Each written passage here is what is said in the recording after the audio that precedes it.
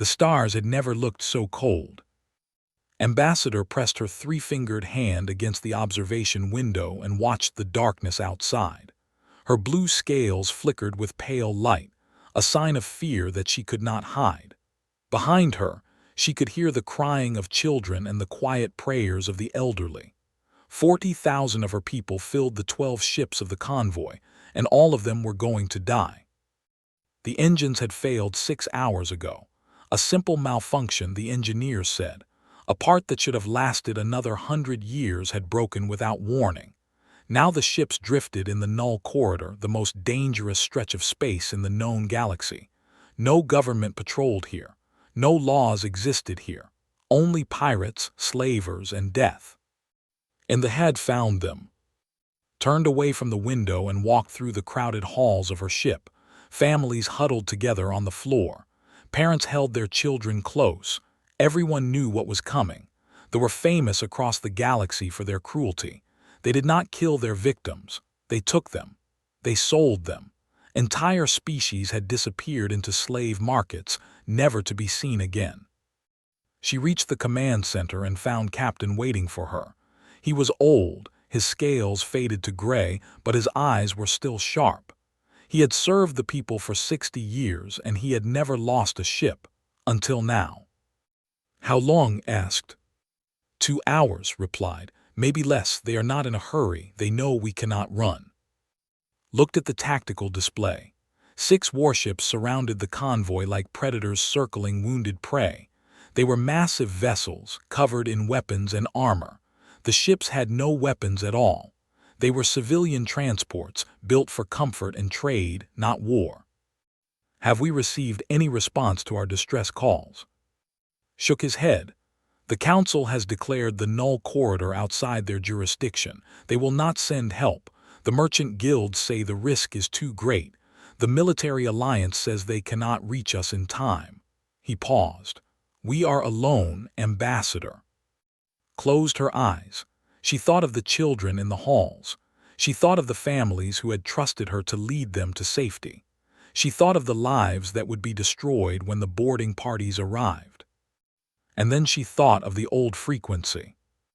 Every ambassador was taught about it during their training, a relic from 50 years ago when a strange new species had joined galactic civilization. They came from a planet called Earth, a world so hostile that scientists had classified it as a Category 12. The gravity was crushing. The weather was violent. The native life forms were designed to kill. The humans had seemed friendly at first. They smiled and laughed and spoke of peace. But then a colony world had called for help during a pirate attack, and the humans had responded. Had seen the footage. Everyone had seen it. Human soldiers moving through enemy ships with terrifying speed. Human warriors taking wounds that would kill any other species and continuing to fight. Human hands crushing metal, breaking bones, ending lives with brutal efficiency. The Galactic Council had been horrified.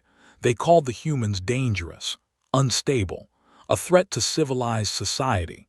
They had demanded that the humans limit their military activities and submit to Council oversight. The humans had refused. They had withdrawn to their own space and cut off contact with most of the galaxy. For 50 years, they had stayed silent. And for 50 years, the galaxy had whispered about them. The monsters from Sol 3, the species that smiled while they killed. No one called them anymore. The frequency was blacklisted. Any species that contacted the humans would face severe penalties from the Council. But the Council was not here. The Council would not save her people. The Council would write a report about the tragedy and move on to other matters. Opened her eyes. "Captain," she said slowly, "I need access to the emergency communication system." Stared at her. "Ambassador, all channels have been tried. No one is coming." "Not all channels." Understanding dawned in the old captain's eyes. His scales paled with shock. "You cannot be serious. The human frequency. The Council has forbidden any contact. If we survive this, they will punish us severely." "If we survive," said. "That is the point, Captain. I would rather face the Council's anger than watch our children dragged into slavery." Was silent for a long moment. Then he nodded slowly and stepped aside. "May the stars forgive us." Sat down at the communication station. Her hands trembled as she entered the old codes. The frequency had not been used in decades, but it was still active. Somewhere out there, the humans were listening. She pressed the transmit button and began to speak. "This is Ambassador of the refugee convoy. We are stranded in the null corridor with 40,000 civilians, including 12,000 children. Our engines have failed, and we are surrounded by slave ships. We have called for help from the Galactic Council, the Military Alliance, and every nearby government. No one is coming." She paused and took a deep breath. In the background, the sound of crying children drifted through the ship. "I am told that your people were exiled for helping others. I am told that you are dangerous and violent and should never be contacted. I do not care. I am watching families say goodbye to each other. I am watching parents hold their children and cry. I am watching my people prepare to die." His voice cracked, but she continued. "Please, if anyone is listening, if any part of what they say about you is true, if you really do answer calls for help, please come. We have no one else." She released the button and sat back. The message flew out into the void at the speed of light, bouncing through relay stations and communication networks, crossing vast distances in moments. And then there was silence. Placed a hand on her shoulder. "We have done what we can, Ambassador. Now we wait." Nodded. She looked at the tactical display, at the ships slowly moving closer, and she wondered if she had just made the biggest mistake of her life. Or if she had just changed everything. Across the galaxy, in a region of space that most species feared to approach, the signal reached a listening post. A human officer sat up straight in her chair and read the message 3 times. Then she picked up her communicator and spoke 2 words. "Wake command." The humans had heard. And they were already moving. Captain had been sleeping when the alert came. She woke instantly, as all soldiers learned to do, and was dressed and moving before her eyes fully opened. 20 years in the United Earth Navy had trained her body to respond before her mind caught up. She reached the command center of the UEN Perseverance in under 3 minutes. Her crew was already at their stations, faces tense with a mixture of excitement and concern. They had not seen real action in years. None of them had. "Report," said as she took her chair. Commander Park, her second-in-command, handed her a distress signal received 11 minutes ago on the old frequency. Refugee convoy, 40,000 civilians stranded in the null corridor. 6 warships closing in. Read the message. She listened to the audio recording. She heard the fear in the alien ambassador's voice, the crying children in the background, the desperate hope of someone who expected to die. "How far?" she asked. 4 hours at maximum FTL, Park replied. "They will reach them in less than 2. "Then we need to go faster." Stood and looked at her crew. "Battle stations, prepare for emergency jump." Park hesitated. "Captain, that level of acceleration will push our inertial dampeners beyond safe limits. The G-forces could injure the crew."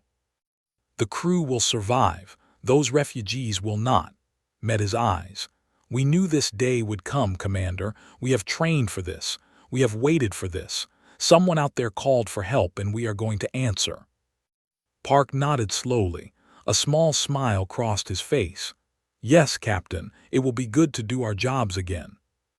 The Perseverance was not alone. 2 other ships, the Defiant and the Resolute, had also received the signal.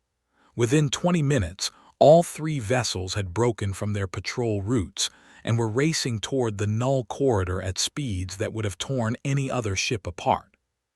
The humans felt the pressure as the ships accelerated. Their bones ached. Their muscles burned. Blood rushed to their heads and their vision blurred at the edges.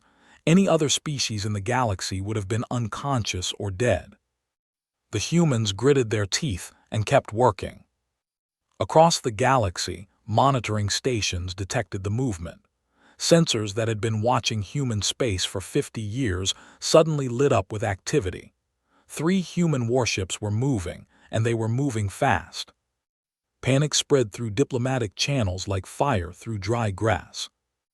On the flagship, Commander received the first warning from his contacts in the information trade. He was a large creature, covered in thick gray plates of natural armor, with 4 arms that ended in claws designed for tearing flesh.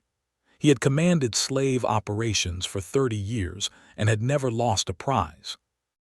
"The humans are coming," his informant said through the communication screen. 3 warships moving at emergency speed. They will arrive in approximately 90 minutes. Laughed. The sound was deep and harsh like rocks grinding together. 3 ships, I have 6, let them come. I have heard the stories about I do not believe them. No species is as dangerous as the legends say.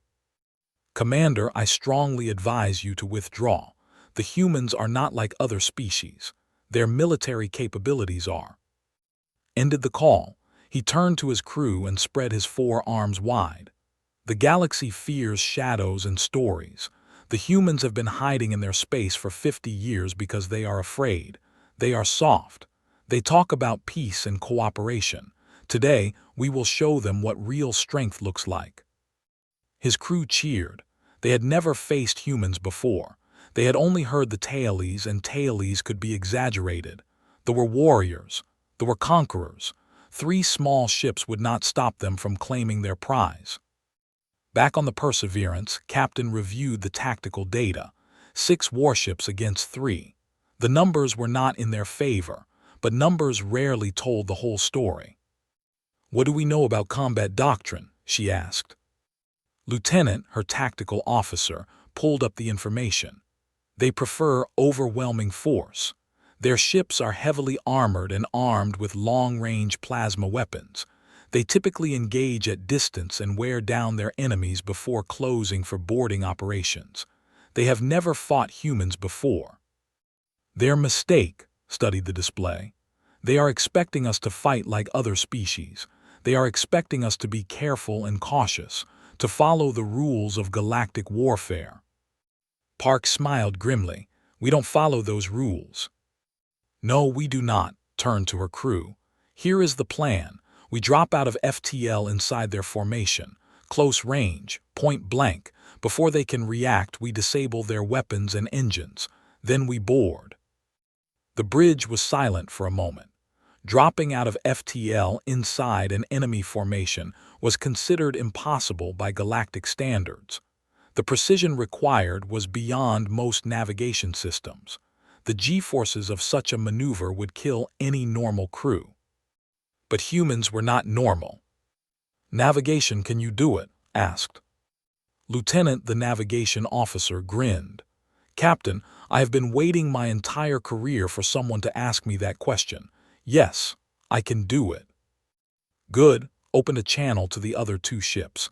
Their captains appeared on her screen, faces hard and ready. "You heard the plan. We go in fast, we hit hard, and we do not stop until those civilians are safe. Any questions?" Captain of the Defiant shook his head. "No questions. Let's show the galaxy what happens when you hurt people under our protection." Captain Williams of the Resolute simply nodded. "For the children." Closed the channel and sat back in her chair. In less than an hour they would arrive. In less than an hour they would learn why the galaxy feared the. On the refugee convoy, Ambassador watched the ships move closer. They were taking their time, savoring the fear of their victims. In 30 minutes they would begin boarding operations.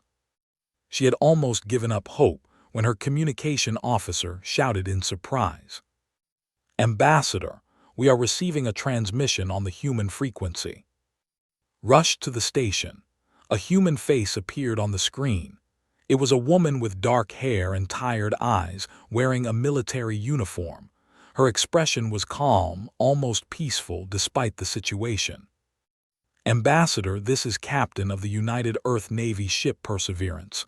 We received your distress call. We are 47 minutes out. Hold on. "We are coming." Felt tears forming in her eyes. "Captain, there are 6 warships. You are only 3 vessels. How can you possibly?" Smiled. It was not a happy smile. It was the smile of a predator who had finally been set free. "Ambassador, where we come from, there is an old saying. It is not the size of the dog in the fight. It is the size of the fight in the dog." She leaned forward. "Tell your people to stay away from the windows. Things are about to get loud." The screen went dark. Stood frozen for a moment. Then she turned to Captain, who looked as shocked as she felt. "What did she mean?" asked. "What is a dog?" Shook her head. "I do not know, but I think they are about to find out." Commander was growing impatient.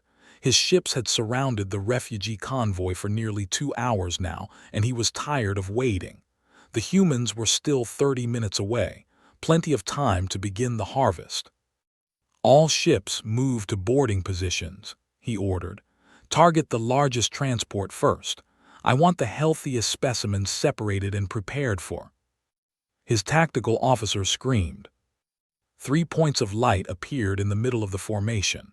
Not approaching, not slowing down, just appearing as if reality itself had torn open to let them through. The human ships dropped out of faster-than-light travel at point-blank range, so close that could see the individual hull plates on the enemy vessels. This was impossible. No species could navigate with such precision. No crew could survive the forces involved in such a maneuver. Every rule of space combat said that what he was seeing could not happen. The humans did not care about rules. The Perseverance opened fire before they could even raise their shields. Missiles and energy weapons struck the nearest warship at close range, tearing through armor that was designed to stop attacks from thousands of kilometers away. Secondary explosions rippled across the vessel as its weapon systems overloaded. "Return fire," screamed. "All ships return fire." But the humans were already moving. Their ships did not behave like normal vessels. They spun and rolled and changed direction in ways that should have been impossible, dodging plasma bolts and launching attacks from unexpected angles. The gunners could not track them. Their targeting systems could not predict where the humans would be. Captain gripped her command chair as the Perseverance twisted through the battle. The G-forces pushed at her body, trying to crush her into her seat. Warning lights flashed across her console. Her muscles burned and her vision narrowed, but she did not slow down. "Target their engines," she ordered. "We need them disabled, not destroyed. I want prisoners." The Perseverance swept past a warship, firing as it went. Precision strikes hit the enemy's engine pods, causing them to explode in controlled bursts. The warship began to drift, powerless and dead in space. "One down," Lieutenant reported. 5 to go. On the flagship, watched in horror as a second ship lost power. The humans were not fighting like any enemy he had ever faced. They were too fast, too aggressive, too willing to take risks that should have been fatal. They charged directly into weapons fire, ignoring hits that would have crippled other vessels. "What are they made of?" one of his officers whispered. Did not have an answer. The battle lasted 12 minutes. 12 minutes of chaos and fire and impossible maneuvers. By the end, 4 warships were disabled and drifting. The remaining 2, including flagship, had pulled back to a safe distance, their crews too shocked to continue fighting. But the humans were not finished. "Boarding parties ready," Commander Park reported. Nodded. "Launch." Small craft shot out from the human ships, heading directly for the disabled vessels. They attached to the enemy hulls and cut through the armor with plasma torches. Within seconds, human soldiers were inside. Watched the internal camera feeds from his disabled ships. What he saw would haunt him for the rest of his life. Human soldiers moved through the corridors of the vessels with terrifying efficiency. They were not large creatures, smaller than most warriors, but they moved with a speed and violence that made size irrelevant. They did not use cover like other species. They advanced constantly, pushing forward, never stopping. A warrior fired a plasma rifle at a human marine. The shot hit her shoulder, burning through her armor and into her flesh. The marine stumbled. Then she looked down at the wound, reached in with her bare fingers, pulled out the molten metal and kept moving. She reached the warrior before he could fire again. What happened next was too fast for the cameras to follow clearly. One moment, there was standing. The next, he was on the ground, unconscious, and the human was already moving to her next target. "Impossible," whispered. "That wound should have killed her. The pain alone should have stopped her." But the humans did not stop. They fought with injuries that would have been fatal to any other species. They kept moving with broken bones and burned flesh. They smiled as they fought, not with joy, but with a grim determination that was somehow even more frightening. On the refugee ships, they watched in stunned silence. They had crowded near the windows despite Captain's warning, unable to look away from the battle. They saw the human ships dance through space like living things. They saw the formation fall apart in minutes. And then they saw the boarding actions. A young child pressed her face against the glass, watching a human soldier carry a wounded comrade to safety while still firing his weapon with one hand. "Mother," she said quietly, "are the humans the monsters the teachers told us about?" Her mother did not answer. She was not sure anymore. The battle ended 17 minutes after it began. 4 ships were captured. 2 had fled into the void, 2 damaged, and 2 frightened to continue. The human casualties were 12 wounded, none killed. The casualties were over 200, with most of them unconscious rather than dead. The humans had not come to kill, they had come to stop. Captain stood on the bridge of her ship and watched the tactical display update. The symbols had changed from red to gray, indicating captured vessels. The refugee convoy was safe. "Commander Park," she said, "signal the convoy. Tell them the threat has been eliminated and we are moving in to provide assistance." "Yes, Captain," Park paused. "That was well done. Command will be pleased." Shook her head. "Command is a long way from here. Right now there are 40,000 people out there who need food, medicine, and a way home. That is what matters." She looked at the refugee ships on her screen, at the thousands of life signs representing beings who had expected to die today. They had called for help, and the humans had answered. Now came the harder part. The fighting was over. The healing would take much longer. On the flagship, Commander stared at the empty space where his fleet had been. 4 of his ships were gone, captured by creatures he had believed to be nothing more than stories. His reputation was destroyed.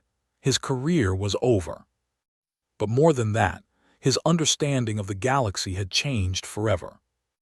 The humans were real. They were real, and they were far more dangerous than anyone had imagined. He turned his ship toward space and fled. He would tell everyone what he had seen.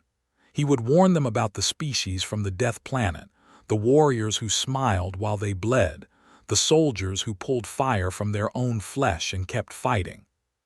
The galaxy needed to know. The humans had returned. Ambassador had never been aboard a human ship before. She had expected something cold and military, full of weapons and harsh lighting. What she found was very different. The corridors of the Perseverance were warm and softly lit. There were plants growing in small containers along the walls, green living things that seemed out of place on a warship. Artwork hung in frames, paintings and photographs that showed landscapes and cities and faces. The humans had made their vessel feel like a home. She walked through the medical bay, watching human doctors and nurses move among her people. They worked with quiet efficiency, treating wounds and providing comfort. They spoke softly to frightened children and held the hands of elderly patients. They smiled, and their smiles were gentle. A young human medic was kneeling beside a child who had been injured during the chaos of the attack. The child was crying, her scales flickering with pain and fear. The medic spoke to her in a calm voice, telling her a story about a brave little girl who traveled to the stars. As he talked, He cleaned and bandaged her wounds with hands that were surprisingly steady. The child stopped crying. She looked up at the human with wide eyes. "Are you one of the monsters?" she asked. The medic smiled sadly. "Some people think so," he said, "but I promise I'm not going to hurt you. I'm here to help." The child studied him for a long moment. Then she reached out and touched his face with her small fingers. "Your skin is warm," she said with surprise. "Humans run hot," the medic explained.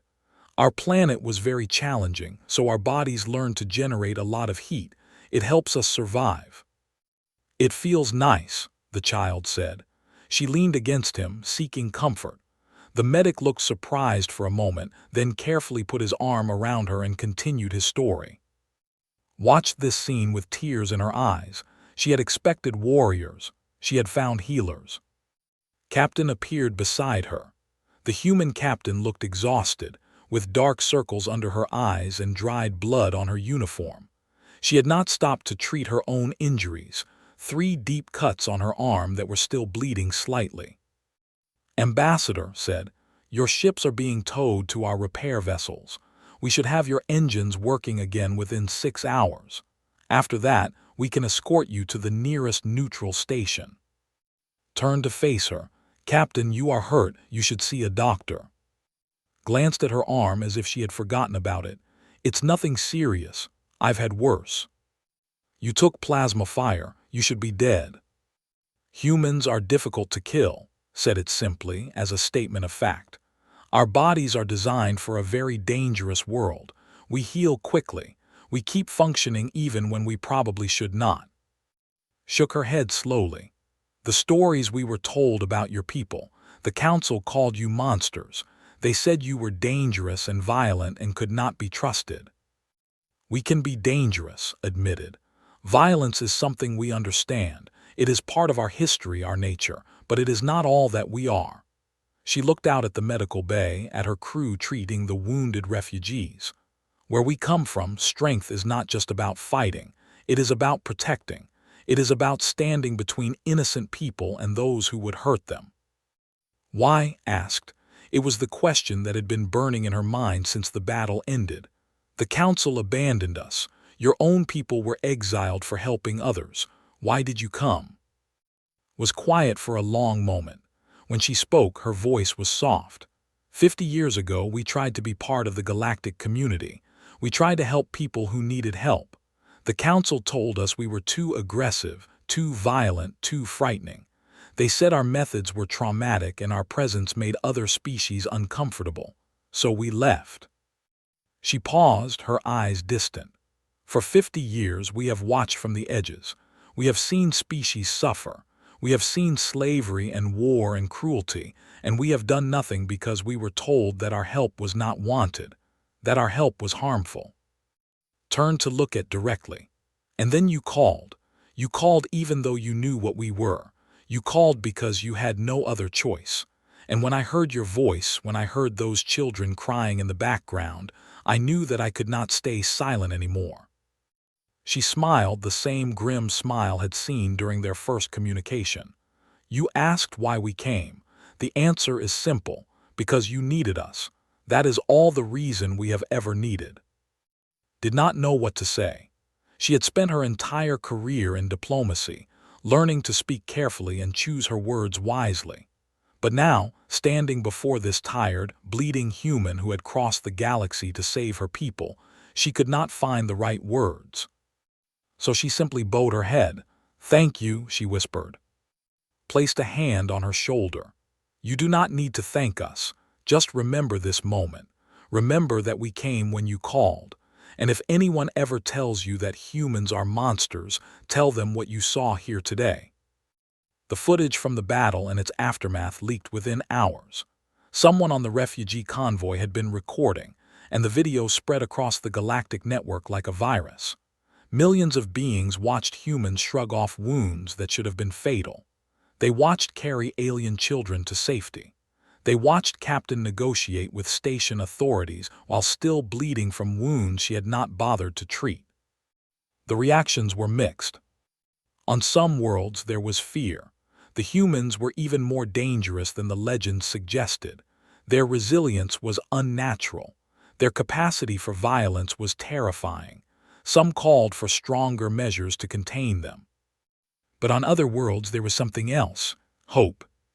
Species that had lived in fear of pirates and slavers watched the footage again and again. They saw the fleet scattered in minutes. They saw 40,000 refugees saved by 3 human ships. They saw warriors who fought without hatred and healed without hesitation. On a small colony world near the edge of known space, a young alien watched the video with her family. Their village had been raided by slavers twice in the past year. The galactic authorities had done nothing. "Father," she said, "can we call the humans?" Her father looked at the screen at the human medic holding the child. "I do not know," he admitted, "but perhaps we should try." On the Galactic Council station, emergency meetings were being held. Representatives from dozens of species argued and debated.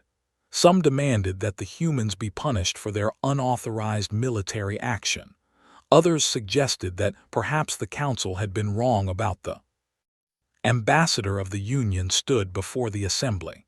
He was old and wise, one of the few who remembered the humans' first arrival 50 years ago. "We told them they were too violent," he said. "We told them their help was not wanted. We exiled them to the edges of known space. And what happened? The galaxy became more dangerous. The grew bolder. Pirates and slavers operated freely in regions we were too afraid to patrol." He pointed at the footage playing on the main screen. "Look at what we created. We pushed away the only species willing to stand against the darkness, and the darkness grew. We called them monsters, and they proved us wrong, not with words but with actions." The chamber was silent. "I move," continued, "that we reconsider our position on human involvement in galactic affairs. I move that we open new diplomatic channels. I move that we stop pretending they are our enemies and accept that they might be our greatest allies." The vote would take days. The debates would take weeks. But something had changed. A crack had appeared in the wall that separated humans from the rest of the galaxy. And on the Perseverance, Captain finally allowed a doctor to treat her wounds. She sat in silence while her arm was cleaned and bandaged, thinking about everything that had happened. They had saved 40,000 lives today. It was a good start. But as she looked at the stars outside her window, she knew this was only the beginning. The galaxy was vast and full of suffering. There were countless beings who needed help, who had no one else to call. She hoped they would call soon. She hoped the humans would be ready to answer. The Galactic Council chamber was the largest meeting hall in known space. It could hold representatives from over 300 species, and today every seat was filled. The air hummed with tension and whispered conversations. Everyone knew why they were here. Everyone had seen the footage. High Chancellor stood at the central podium, his silver robes shimmering under the bright lights. He was a careful politician, skilled at maintaining balance and avoiding conflict. But today, even his famous composure was cracking. "The humans have violated 17 council regulations," he announced, his voice echoing through the chamber. "They entered restricted space without permission. They engaged in military action without authorization. They used combat methods that are classified as excessive and traumatic. By the laws of this council, they must face consequences." A murmur ran through the assembly. Some representatives nodded in agreement. Others looked uncertain. Then Ambassador stood. She had been given a temporary seat in the chamber, a courtesy extended to victims of major incidents. She was small compared to most of the representatives around her, and her voice was soft. But when she spoke, the entire chamber fell silent. "High Chancellor," she said, "may I address the assembly?" Hesitated. This was irregular. Temporary representatives rarely spoke during formal sessions. But the entire galaxy was watching this meeting, and he could not refuse her without looking cruel. "You may speak," he said reluctantly. "Walk to the center of the chamber. Her scales flickered with nervous light, but her voice was steady. 3 days ago, 40,000 of my people were going to die. Our ships were disabled. We were surrounded by slave vessels. We called for help from every government in this chamber, and no one came. She paused, letting the words sink in. The council said the null corridor was outside their jurisdiction. The military alliance said they could not reach us in time. The merchant guild said the risk was too great. Her voice grew harder. 40,000 beings, including 12,000 children, were about to be dragged into slavery, and you did nothing. The chamber was absolutely silent now. So I did something that I was told never to do. I called the humans, the monsters, that you have spent 50 years warning us about, turned to face the High Chancellor directly. And they came. They crossed the galaxy in hours. They fought 6 warships with only 3. They took wounds that would have killed any of you, and they kept fighting. They saved every single one of my people. She gestured at the large screen behind her, which showed footage from the rescue. Human medics treating wounded refugees. Human soldiers carrying children to safety. Captain standing on her bridge, bloody but unbroken. You call them dangerous, you call them violent, you call them a threat to civilized society. His voice rose with emotion. But when my people were dying, when your civilized society refused to help, they came. They bled for us. They asked for nothing in return. So I ask you, representatives of the Galactic Council, who are the real monsters here? The chamber erupted. Representatives shouted at each other in dozens of languages. Some called for it to be removed. Others applauded her words. High Chancellor tried to restore order, but his voice was lost in the chaos. Finally, a deep voice cut through the noise. Let her finish. Everyone turned to look. The speaker was Ambassador of the Union, one of the oldest and most respected members of the council. He rose slowly from his seat, leaning on a walking staff that was older than most civilizations in the chamber. I was there when the humans first joined the galactic community, said. I was there when we exiled them. I voted in favor of that decision. I believed we were protecting ourselves from a dangerous species. He shook his head slowly. I was wrong. He walked toward the center of the chamber, his staff tapping against the floor with each step. For 50 years, we have told ourselves that the humans were too violent to be trusted. We have used them as a warning to our children, a story to frighten young ones into obedience. But we forgot something important. We forgot that sometimes violence is necessary. We forgot that sometimes the only thing standing between innocent people and evil is someone willing to fight. He stopped beside and placed a hand on her shoulder. The humans are not monsters, they are guardians, and we have spent 50 years punishing them for being exactly what we needed. He looked around the chamber, meeting the eyes of his fellow representatives. I say it is time to stop being afraid. I say it is time to welcome them back into the galactic community, not as threats, but as allies. The debate lasted for hours. Arguments flew back and forth. Votes were proposed and rejected. But something had shifted. The fear that had controlled the council for 50 years was beginning to crack. In the end, they reached a compromise. The humans would not be punished for the rescue. New diplomatic channels would be opened. A committee would be formed to discuss future cooperation. It was not everything it hoped for, but it was a start. Far away, on the UEN Perseverance, Captain watched the council session on her. She had expected the arguments. She had expected the resistance. What she had not expected was the call from Earth that came immediately after. Admiral's face appeared on her screen. He was an old man with gray hair and tired eyes, the commander of all Earth's naval forces. Captain, he said, you have created quite a situation. I did what I believed was right, sir. I know you did. The Admiral's expression softened. And I am not calling to reprimand you. I am calling because something is happening, something we did not anticipate.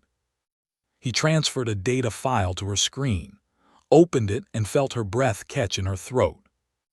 Distress calls. Hundreds of them. They had started arriving within hours of the rescue footage being released.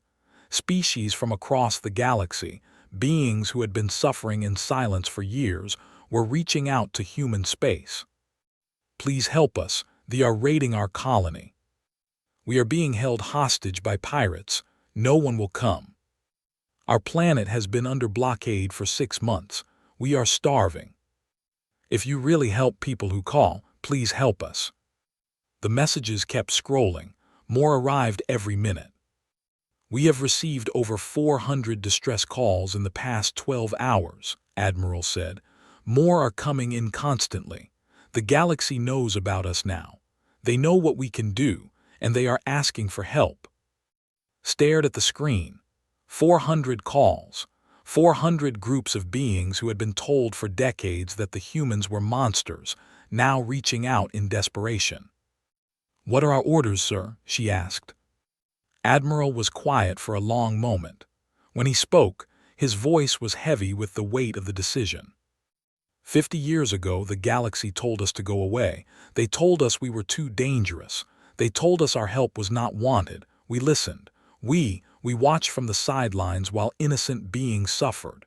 He straightened in his chair. "I am tired of watching, Captain. I am tired of standing by while people die." He leaned forward, and his eyes burned with determination. "Your orders are as follows. Help them. Help as many as you can. Every distress call, every cry for aid, every desperate message from beings who have no one else to turn to. Answer them all." Felt something warm spread through her chest. It was a feeling she had not experienced in years. Purpose. "And Captain," the Admiral added, "you are going to need more ships. I am authorizing a full mobilization. Every vessel we have, every soldier who volunteers is being sent to answer those calls. The humans are done hiding. It is time for the galaxy to meet us properly." The screen went dark. Sat in silence for a moment, processing everything she had just heard. Then she stood and walked to the bridge window. Outside, the stars stretched to infinity, each point of light representing countless worlds and billions of beings. Somewhere out there, people were suffering, people were afraid, people were calling for help. And the humans were going to answer. She turned to her crew, who had gathered behind her, waiting. "You heard the Admiral," she said. "We have work to do. Navigation, plot a course for the nearest distress signal. Communications, inform command that we are beginning operations. Medical, prepare for casualties." Her crew moved to their stations, faces set with determination. "And someone get me coffee," added with a small smile. "It is going to be a long night." The Perseverance turned toward the stars.